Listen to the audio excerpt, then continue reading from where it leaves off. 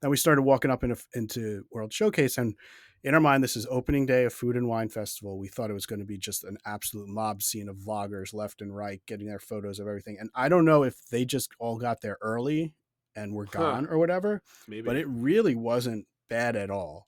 We were looking at lines. Some of them had like 2, 3 people in them for the booth or Really, that's whatever. it? Really, yeah, Was it like an overly hot day or something? not as. I mean, it was August in Disney, so it was like, or But yeah, it it's wasn't like 118 degrees like no, it it was was like when I was there. 90. I think 90, 91, something like that. Oh, So that's great. yeah, so we did. So we had our list of the booths we wanted to get to, mostly targeting newer items that we were interested in. So the first one we went to was France, which that one always does have a bit of a line. So we waited in line for that. So you went all the way from living the land all the way through Canada, the UK, over to France without like stopping for a beverage or a snack. You just hoofed it Yeah, we pretty over to much like, France. yeah, because part of it was like, I guess, I don't know, in our minds we're like, well, there's so much we want to get done, so many booths we want to do, and things we want to get done, and we only have half a day or whatever. So Sure, fair enough. that was kind of the plan. So we That's the. went. I'm sorry for interrupting.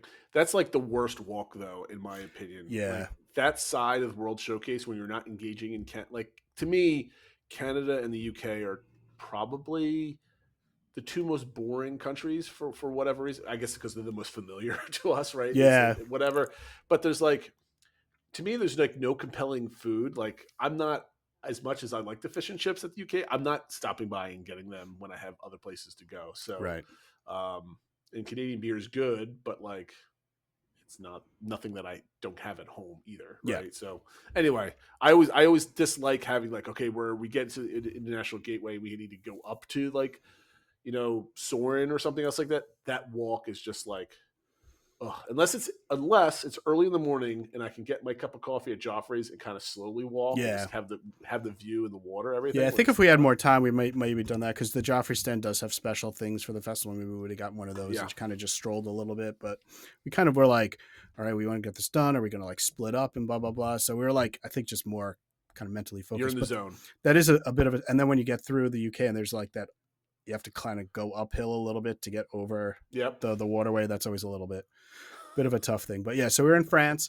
We got a couple items from there. We got the escargot, which were in a new form. They're kind of in these like uh, crescent roll type Hmm. like containers, little like pockets of dough that had the escargot in them that you dip in a garlicky butter sauce. They were very good. I don't know if you're an escargot fan, but these were like the most convenient way to eat them. It was like eating them on a go because it was just like a little handheld thing that you dipped Oh, and ate. okay.